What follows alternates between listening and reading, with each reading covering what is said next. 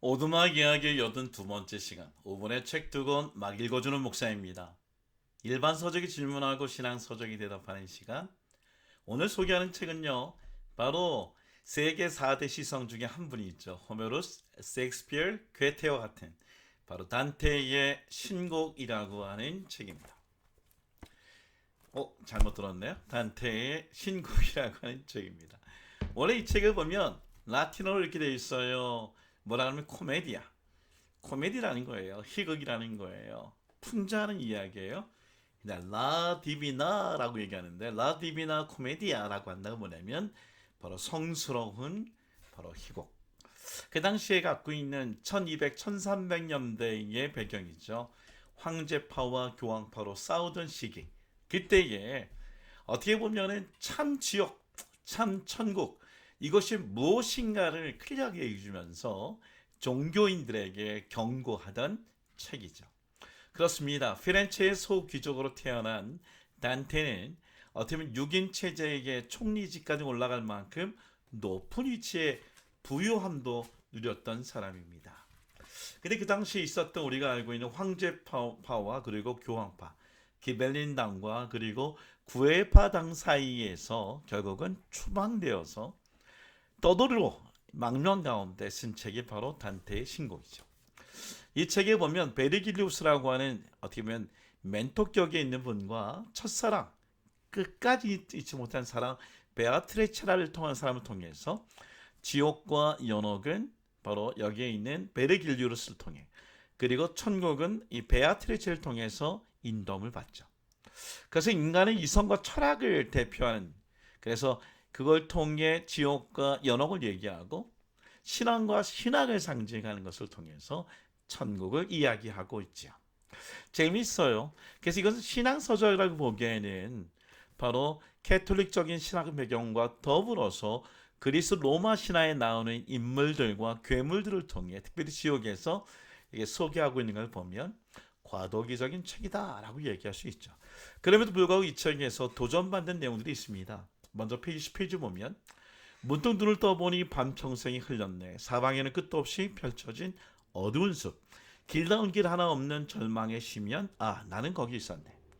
자기 자신 어떻게 보면 한 35살 정도 되는 이때에 모든 정치적인 권력을 갖고 있다가 내려놓은 자신의 모습을 소개하고 있습니다. 밤평생이 흘려서 그리고 절망의 시면에는 그때 그에게 나타난 바로 자기의 영적 멘토 얘기하고 있죠. 바로 벨리기우스. 그는 이제 사람이 아니고 물론 옛날엔 사람이었지만 이 아주 명언이죠. 그를 통해 지옥과 연옥을 인도받습니다. 우리가 설교 때 많이 듣는 이야기들, 말로만 들었던 이야기, 지옥의 바로 문 위에 이런 글이 써 있습니다. 나를 통하여 통곡의 거리로 나를 통하여 영혼의 벌을 나를 통하여 죄 많은 지옥의 백성이 모이는 거리에 이르르니 그 무엇도 내 앞에 없고 그 무엇도 내 뒤에 없으니 모든 희망을 버려라. 내 문을 지나는 자요. 베르길리오스의 손을 잡고 나는 그 무서운 말이 새겨진 지옥의 문으로 들어갔다. 지옥이란 게 그런 거예요. 희망을 버리는 것, 그 희망을 다 포기하는 것, 그게 지옥이죠. 그래서 1단계부터 9단계가 있는데 1단계는 우리가 잘 아는 것처럼 아리스토텔레스나 소크라테스나 플라톤처럼 예수님이 태어나기 전에 세례를 받지 못했던 인물들, 그래서 그들이 한숨을 쉬고 결국 마지막 심판을 통해 천국 가고자 기다리고 있는 그들의 이야기를 시작해서 결국 2단계부터 쭉 3, 4, 5단계 하다가 9단계에는 바로 루시퍼가 직접 통치하는데요. 거기는 배반한 자들이 모여있는 곳이죠. 그래서 그렇게 얘기합니다. 그것이 어떤 사람이 있느냐? 바로 로마 황제 또는 카시우스, 암살의 주모자들이 좌우의 입에, 그리고 주 예수 그리스도를 배반한 유다가 정면에 새빨간 얼굴에 새빨간 입에 물려 바지직 소리를 내며 씹히고 있었다. 눈물과 피의 범벅이 루시퍼의 가슴을 타고 떨어져 내리고 있었다. 여러분, 제가 연옥이나 아니면은 천국편을 이야기하지 않아도 여러분 잘 알 겁니다. 목사로서 굉장히 도전받았던 부분은 바로 지옥편이에요. 여러분, 지옥이 없다고 생각하는 분이 있습니까? 한번 이 책을 읽어보십시오. 그리고 그 책을 읽으면서 소개하는 신앙 서적이 있습니다. 바로 프란치스 첸 목사님이 쓰신 Erasing Hell, 지옥은 없다라고 하는 책입니다. 굉장히 좋은 책이에요. 페이지 69페이지 보면 이런 얘기합니다. 지옥의 문제는 항상 동일하게 제시된다. 지옥이 무엇인가? 오리겐은요, 지옥은 악인들의 영혼이 정화되어 하나님께 되돌아갈 수 있는 장소라고 얘기합니다. 단테는 지옥을 9단계의 고통을 갖고 있는 지하 세계로 묘사했다. 그 죄인들은 뱀에 물리고 야수를 찢기고 얼음같이 차가운 폭우에 젖고 피해강과 불타는 무덤에 빠지고 심지어는 인간의 배설물로 가득 찬 거대한 운동에 빠지기도 한다. 한번 읽어보세요. 정말 똥통에 빠져있는 이야기까지 자세하게 얘기하고 있어요. C.S. 루이스는 지옥을 그다지 심각하거나 비참한 모습으로 표현하지 않았다. 루이스에 있어서 지옥은 어둡고 침울한 도시에 가깝다. 그는 지옥을 존재의 허무 속으로 사로잡아가는 장소쯤으로 묘사했다. 여러분, 우리가 알다시피 문학을 통해 어떤 믿지 않는 영혼들에게 복음을 증가하기 위한 그의 의도도 볼 수 있죠.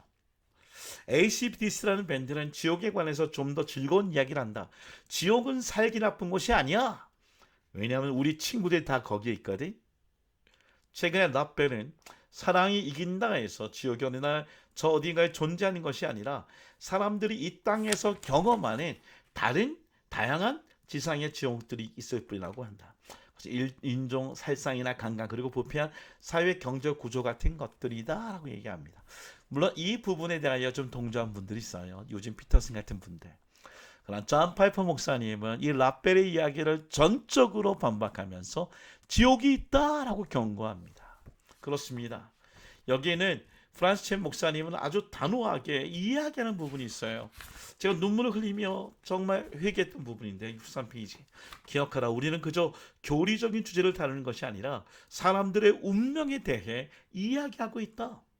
라펠처럼 하나님의 사랑이 모든 굳은 마음을 녹여서 마침내 최악에 타락한 죄인들도 거부하지 않고 하나님께 올 것이다 라고 주장을 분명한 이 성경적 증거도 없이 내세운다면 그것은 상상할 수 없을 만큼 위험한 일이다. 여러분, 도전적인 얘기가 있어요. 페이지 27페이지. 사랑의 하나님이 어떻게 지옥에 있는 사람들을 고문하느냐라고 질문할지 모르겠지만 공정하신 하나님이 어떻게 당신을 그냥 용서해 줍니까? 당신이 한 일이 있는데 공정한 하나님께서 다 어떻게 당신의 지옥을 피하게 허락할 수 있습니까? 라고 질문해야 된다는 것이에요. 저는 예수 천당 그리고 불신 지옥 어떻게 길거리에 값싼 어떤 이야기를 하고자 하는 것은 아니고요. 우리 크리스찬이라면 거짓 교사라고 경고하는 유다서나 베드로 후서처럼 강단에서 천국만 얘기하는 목사가 되지 않고 크리스찬이 되지 말아야 된다는 것이죠.